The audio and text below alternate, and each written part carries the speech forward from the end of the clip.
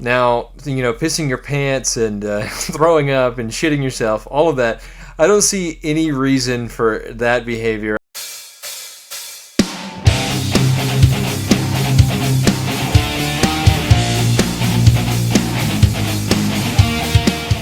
Hey, what is up, everybody?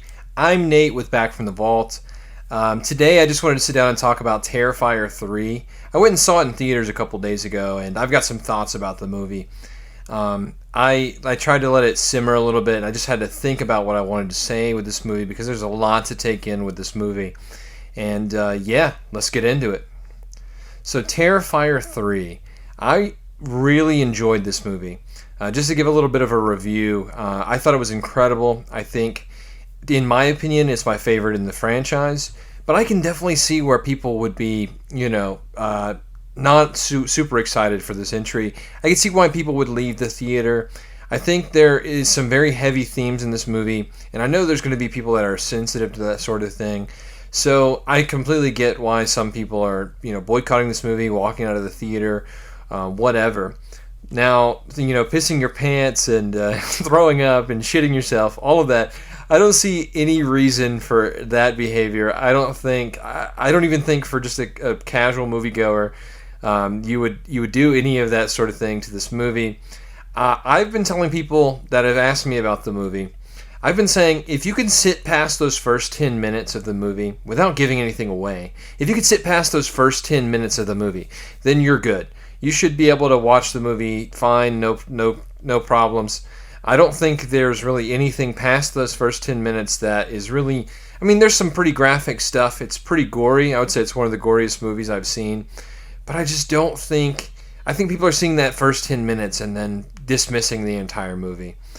To get into why I think this is the best in the franchise, I really think that Damien Leone is stepping up his game with his storytelling. I think the first movie was okay. I wasn't a huge fan of Terrifier 1, and I wasn't really all in on Art the Clown as a character. But I think Terrifier 2 really reeled me back in and made me fall in love with this character. And I really do think he should be recognized as a modern horror icon. I definitely think Art the Clown is here to stay, and he should be. I think he's really unique, and he's a giant reference to, he has all these other references to these horror villains, and I just think he's super good. I really like him. I like the directing. I like the art style of the movies. Again, I wasn't a fan of Terrifier 1, really. Terrifier 2 really pulled me in. I thought some of the gore and the effects in that movie were really unique and great. I think Terrifier 3 just really ups the ante and keeps this bar going higher and higher. But I'm worried about when it's going to stop.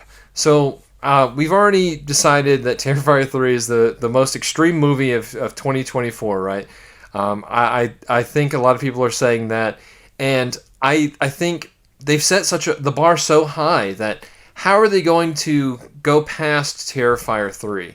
So how are they going to make things more fucked up for the next film?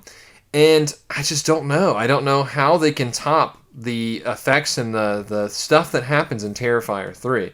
Again, I really don't want to spoil this movie for people who are wanting to go see it. It just came out. I just think this movie is really fun. It's really good.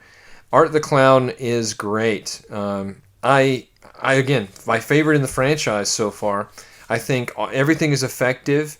I think everything works really well for this movie, and I can see why it's stomping out something like Joker. So I was talking to my brother about this. I went and saw the movie with him, and he's never seen Terrifier, but he seemed to really like Terrifier 3, and I think we both left like really satisfied with this movie. But he made a good point. He said something about, you've got the Joker 2 over here, which is attacking its fans, but then you have Terrifier 3 that is giving their fans everything they want.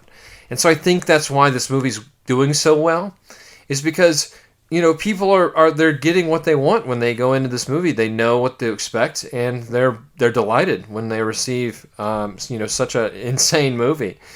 I mean, I really want to talk about certain elements of this movie, and I'll just get into it. I'll just say it. I'll just get into it. Big spoiler here. There's going to be spoilers talked about. This is the spoiler part of the video. If you don't want to hear spoilers, then leave the video now. So, anyways, Terrifier 3. Like I had mentioned, the story. I think Damien Leone is becoming a better storyteller. Starting with Terrifier 1, there was a little bit of a lack of story, in my opinion. Terrifier 2 really started to show you a little bit of Art the Clown and who he is, in a way. Terrifier 3, I mean, that ending, they really are developing Art and showing more of what Art is and who he's going to be. Again, I love Terrifier 3. I think it was incredible. I'm very excited to see where this story goes and see it develop. Sienna, that's her name. So Sienna. There's been I've seen people some sleuths online trying to figure out if Sienna is like Art's daughter. Apparently Art it could potentially be Sienna's dad. There's a lot of just crazy theories going on. And I think that's what's great about this movie, because it's really opening the door for people to, come out and try to come up with their own theories about what could happen. And I'll be excited to see what's true when it comes to these, fan theories. But either way, Damien Leone's not done. He says he's got at least 2 more movies in him, I want to say. And so I'm here for it. I love Art the Clown. I love Terrifier. Very excited for the next entry. And yeah, I love where the movie ends. I think it ends on a pretty good note. There's a lot of different things. The Chris Jericho character at the beginning, Chris Jericho's character, I felt like that was a bit weak. And the only thing that falls short, in my opinion, is some of the dialogue. There's some filler thrown in that just feels very, I don't know, it just feels kind of boring. There's a scene where Sienna is at dinner with her cousin and her uncle and aunt, I want to say it is, and they're all just talking about her scars. And they're like, oh, she's got cool scars. And she's like, don't talk about your cousin's scars. And it's just it was kind of silly. Some of that stuff, some of the writing is really bad. But I feel like some of that is on purpose, maybe. Like, I feel like some of the Damien Leone's, he's writing purposely bad lines of dialogue as a callback to some, horror gems where the dialogue is really bad. So I can't really fault him too much for it, but I do feel like the scenes that we get with, Sienna and her family, it's a little boring. Otherwise, incredible movie. I'm excited to get this on 4K when it comes out. I know there's a nice steelbook, which I'll flash the image up here. I don't know. Again, I really like this movie. I thought it was great. Getting into the theater experience, though, if any of you follow Justin La Liberty on Twitter, he had a horrible experience in his theater, and he talked about it, and a lot of people were on both sides saying, oh, that's dumb, and some people saying, oh, you're totally valid for your opinion. I had a very similar experience in the theater. I went at an 8 o'clock showing on a Monday night, not expecting anybody to be there. I get there, and it's a room full of teenagers. And a lot of them, I don't know how they even got in, but they were loud and obnoxious, shushing each other, yelling at the screen, taking photos of the screen, videoing the screen, with flash on, watching TikToks behind me. I can't watch the movie because I'm hearing 50 Cent blasting in my ear because they're watching TikToks. That's the modern theater experience, and I really hate it. I hate that that's what that kids don't know to be, I hate to be like a boomer, those stupid kids, but it's that's the modern theater experience. Teenagers are not taught to be quiet during a movie anymore, I want to say. Or they don't care. And so you're forced to just have to deal with it. I mean, I couldn't, I feel like if I went and told somebody, they wouldn't do anything about it anyways. And so, I just dealt with it. They were leaving the theater, coming back numerous times, which, that's fine, but just don't be loud and obnoxious and filming and taking pictures and whatever else. I really don't like that.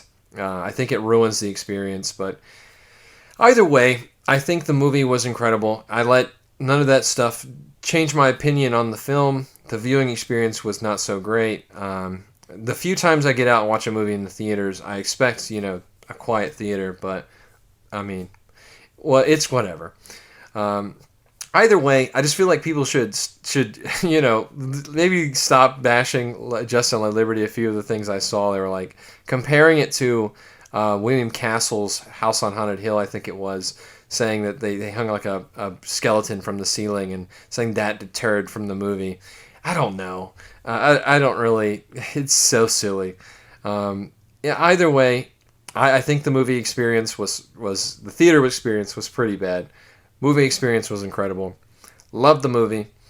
And I mean, yeah, that's my impressions on Terrifier 3. I guess a review, my short little review. If you like this kind of content, though, be sure to like and subscribe, and hit the bell below to be notified on all future videos. And we'll see you next time.